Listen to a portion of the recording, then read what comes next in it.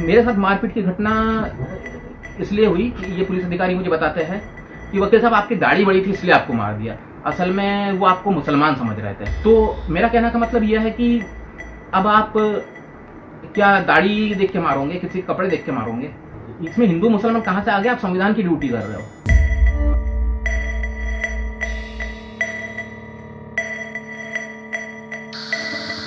23 मार्च 2020 को जब लॉकडाउन नहीं था, 23 मार्च की शाम में अपने घर से अस्पताल जा रहा था। अस्पताल जाते वक्त मुझे मेरे घर से 200 या 300 मीटर दूर लल्ली चौक पे तैनात पुलिसकर्मियों ने रोका। उन्होंने मुझसे पूछा कहाँ जा रहा है। मैंने कहा भाई अस्पताल जा रहा हूँ, तबीयत खराब लग रही है। तो उन्होंने कहा पहलवान लग रहा है, घर जा। मैंने उन्हें बताया कि मैं पिछले 15 वर्षों से शुगर और बीपी का मरीज हूँ और मुझे जीवन रक्षक दवाओं की आवश्यकता होती है और उसके बिना मैं नहीं जी सकता, मुझे अस्पताल जाने दीजिए। इतने में एक अधिकारी ने मुझे तमाचा मार दिया। फिर मैंने कहा कि भाई आप तमाचा क्यों मार रहे हो, आप मुझे अस्पताल जाने दो। उतने में और मैंने ये भी कहा कि आप अपने संवैधानिक दायरों में रह के काम करो। तो अधिकारी ने कहा इसका संविधान इसके में भर दो। और उसके बाद सभी पुलिस कर्मी मुझ पर टूट पड़े और मेरी भयंकर बुरी तरह से पिटाई की।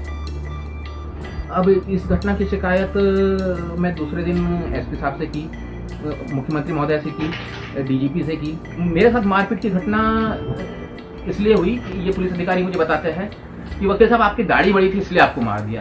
असल में वो आपको मुसलमान समझ रहे थे। इस घटना की रिकॉर्डिंग मेरे पास है।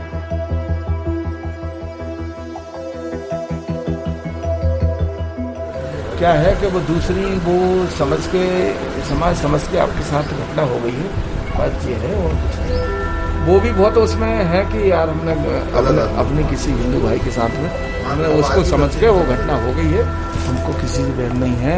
पुलिस जब भी हिंदू मुस्लिम राइट होता हिंदुओं का ही साथ देती, ये मुसलमान भी जानते, मगर वो अनभिज्ञता में आपके साथ में घटना हुई है। उसके लिए हमारे पास कहने को कोई शब्द नहीं है मेरे पास। उस दिन ना हिंदू मुस्लिम राइट थे ना कुछ था, कुछ नहीं था उस दिन। वो समझ गए जी गड़बड़ हुआ। तो क्या आप कह रहे हो मुसलमान समझ के मार दिया मुझे? हाँ वो समझ वो घटना हुई क्योंकि वो हाँ दाढ़ी तो मेरी कब से बड़ी है, कभी हाँ, कटी नहीं है। वो इस कारण वो गलत हिंदू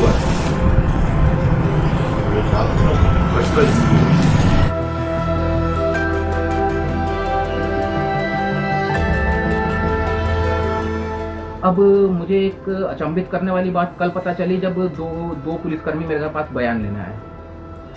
और मुझे आश्चर्य है कि हमारा समाज कहाँ जा रहा है। जो उन्होंने मुझसे बात कही, उन्होंने मुझसे कहा कि वकील साहब आप बयान मत दीजिए, आप ये कहिए कि मेरे साथ कोई घटना नहीं हुई और मैं कोई बयान नहीं देना चाहता। मैंने कहा भाई मैं ऐसा क्यों करूं, जब मेरे साथ घटना हुई है तो मैं बयान दूंगा। उन्होंने मुझ पर दबाव बना रहे हैं कि आप पुलिसकर्मियों के खिलाफ बयान न दे, कथन न दे। अब इनमें मैंने उनसे कहा कि भाई मेरा पूरे पुलिस विभाग से कोई बैर नहीं है, मेरा किसी से कोई बैर नहीं है, एक सिंगल पर्सन से मेरा कोई बैर नहीं है।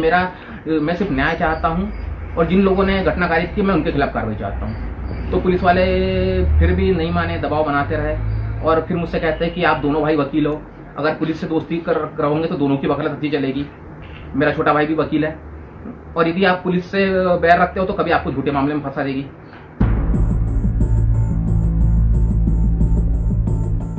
एसपी महोदय से जब मैं सूचना के अधिकार के अंतर्गत में रिकॉर्डिंग मांगता हूं तो वो कहते हैं कि डिलीट हो गई है। मतलब मुझे लगता है कि एसपी भी स्वयं सबूतों को नष्ट करने में लगे हुए हैं। वो फुटेज अगर होता तो दोनों तरफ से चीजें हो जाती और सिमिलर डेट पे लिखा गया था, लेकिन चूंकि फुटेज 30 डेज तक वो रहता है, उसके बाद नहीं रह पाता, उसमें सिक्योर नहीं हो पाया। तो दो चीजों पे इसमें चीजें आ रही हैं। एक तो इन्होंने हायर ऑफिशियल्स को नहीं इन्फॉर्म किया, neither me nor the SP sir, and secondly they have not secured the footage.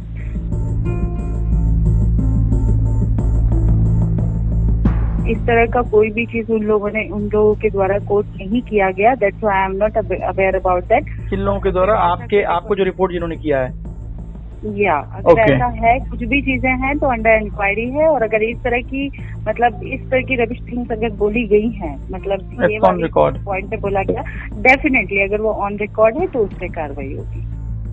घोर आपराधिक कृत्य कारित किया है पुलिस वालों ने, और जिन पुलिस वालों ने किया उन पर तो कठोर कार्रवाई होनी चाहिए।